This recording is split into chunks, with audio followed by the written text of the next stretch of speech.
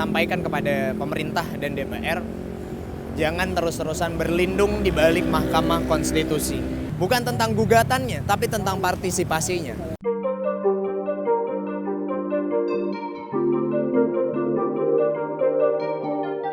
Hai, ada apa hari ini? Bagi kalian yang punya critical mindset, hati-hati.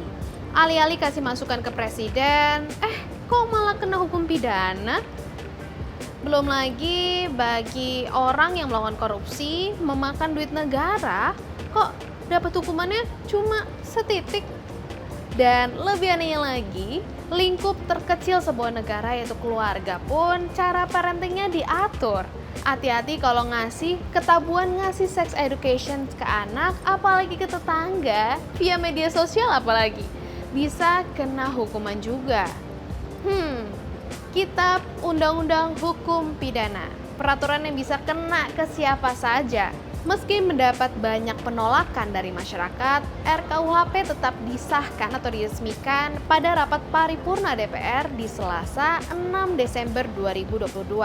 Draft yang disahkan adalah draft akhir di tanggal 30 November 2022. Kitab ini terdiri dari 624 pasal dan 37 bab.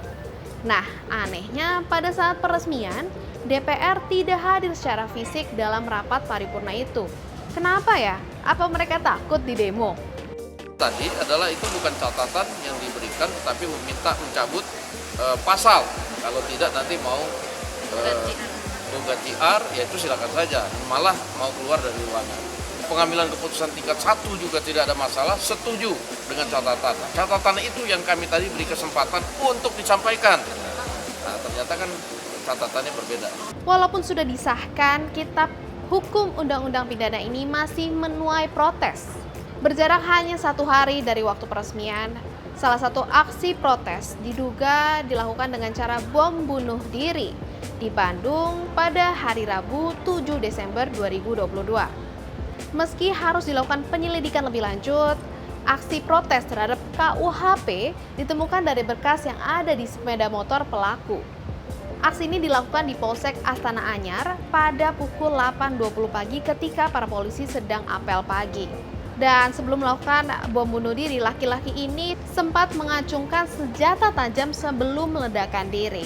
Dan akibat dari kejadian tersebut, 3 orang polisi terluka. Bukan hanya aksi protes yang diduga berujung bom bunuh diri, namun juga ketakutan diungkapkan oleh Duta Besar Amerika di Indonesia yaitu Sung Yong Kim terhadap pasal-pasal yang berkaitan dengan moralitas yang akan berpengaruh besar terhadap perusahaan-perusahaan yang akan berinvestasi di Indonesia atau tidak.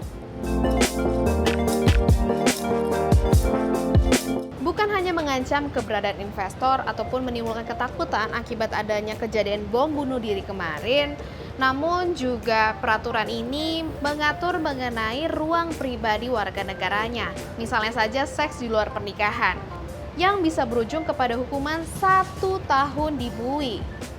Sungguh menyeramkan.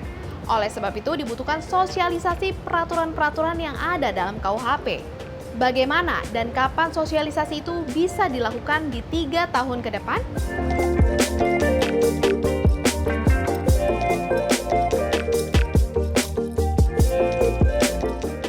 Semua dari kita mungkin bisa saja menjadi korban dari KUHP.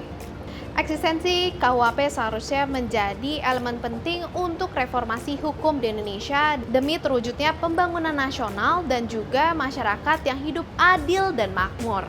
Apakah tujuan itu benar-benar bisa menjadi nyata? Taruh harapan dan juga pendapat kalian dalam kolom komentar di bawah. Dan jangan lupa, saksikan Ada Apa Hari Ini hanya di YouTube Tempo.co.